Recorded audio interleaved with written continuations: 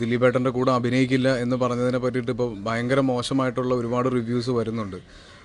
അത് ഞാൻ എന്ന് പറഞ്ഞ ചെറുപ്പക്കാരൻ അത് അറസ്റ്റ് ചെയ്തു എന്നുള്ള ന്യൂസ് കേട്ടതിൻ്റെ റിയാക്ഷനാണ് അന്ന് അവിടെ കണ്ടത്. അത് ശരിക്കും ജെനുവിനായിട്ടുള്ള റിയാക്ഷനാണ്.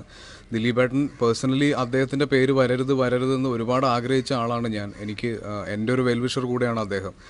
ഞാനത് എൻ്റെ അടുത്ത് ചോദിച്ചതിന് വളരെ കൃത്യമായിട്ടുള്ളൊരു മറുപടിയാണ് പറഞ്ഞത്. ഇന്നും ആ കേസ് തെളിയിക്കുന്നത് വരെ ദിലീപേട്ടൻ്റെ കൂടെ അദ്ദേഹത്തിന് വേണ്ടിയിട്ട് അദ്ദേഹത്തിനെ സപ്പോർട്ട് ചെയ്യാൻ ആഗ്രഹിക്കുന്ന ആളുകളുടെ കൂടെ തന്നെയാണ് ഞാനും ഉള്ളത്. പക്ഷേ ഈ പറഞ്ഞ പോലെ വിക്ടിമായ ആളും എൻ്റെ അടുത്ത സുഹൃത്താണ്. ആ വിഷമം ഞാൻ നേരിട്ട് കണ്ടതാണ്.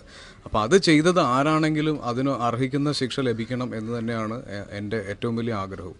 അപ്പോൾ അത് ഏത് രീതിയിലാണ് വളച്ചൊടിച്ച് ആളുകൾ പല രീതിയിലുള്ള ഇൻ്റർപ്രിട്ടേഷൻ, ആ നീജൻ്റെ കൂടെ ഞാൻ അഭിനയിക്കില്ല എന്നൊക്കെ പറഞ്ഞിട്ടുള്ള കുറേ ഓൺലൈൻ ലിങ്ക്സൊക്കെ ഞാൻ വരുന്നത് കണ്ടു. അപ്പം ഞാൻ പറഞ്ഞത് എന്താണെന്നുള്ള വീഡിയോ ഞാൻ കഴിഞ്ഞ ദിവസം ഷെയർ ചെയ്യുകയും ചെയ്തിരുന്നു.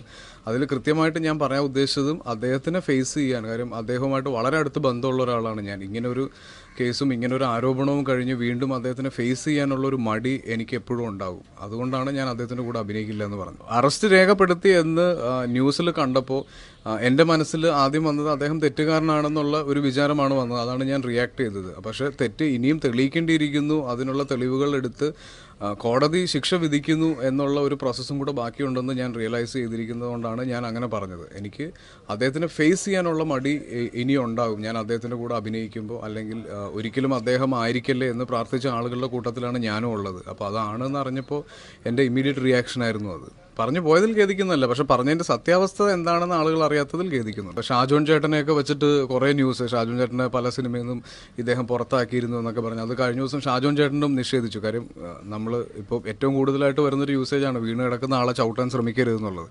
അപ്പോൾ അങ്ങനെ ഒരു കാര്യം നമ്മളാരും ചെയ്യുന്നില്ല എന്നാണ് ഞാൻ ഈ അവസരത്തിൽ പറയാൻ ആഗ്രഹിക്കുന്നത്. ശിക്ഷ അല്ലെങ്കിൽ ആ തെറ്റ് ചെയ്തിട്ടുണ്ട് അല്ലെങ്കിൽ ഇല്ല എന്ന് തെളിയുന്നത് വരെ അദ്ദേഹത്തിനെ സപ്പോർട്ട് ചെയ്യാനാണ് ഞാൻ എന്നും ആഗ്രഹിക്കുന്നതും. അതാണ് ഞാൻ ചെയ്തിട്ടുള്ളൂ. അത് തെളിയണ്ടേ, തെളിഞ്ഞു കഴിഞ്ഞിട്ടല്ലേ നമ്മൾ അദ്ദേഹം കുറ്റക്കാരനാണ് എന്ന്. കാര്യം നമ്മൾ ഇതിനു മുന്നേ കണ്ടിട്ടുണ്ട്, പലരുടെ പേര് ആരോപണങ്ങൾ ഉണ്ടായിട്ടുണ്ട്. അത് കഴിഞ്ഞ് അദ്ദേഹം അല്ല എന്ന് പറയുന്ന ഒരു അവസ്ഥ ഉണ്ടായിട്ടുണ്ട്.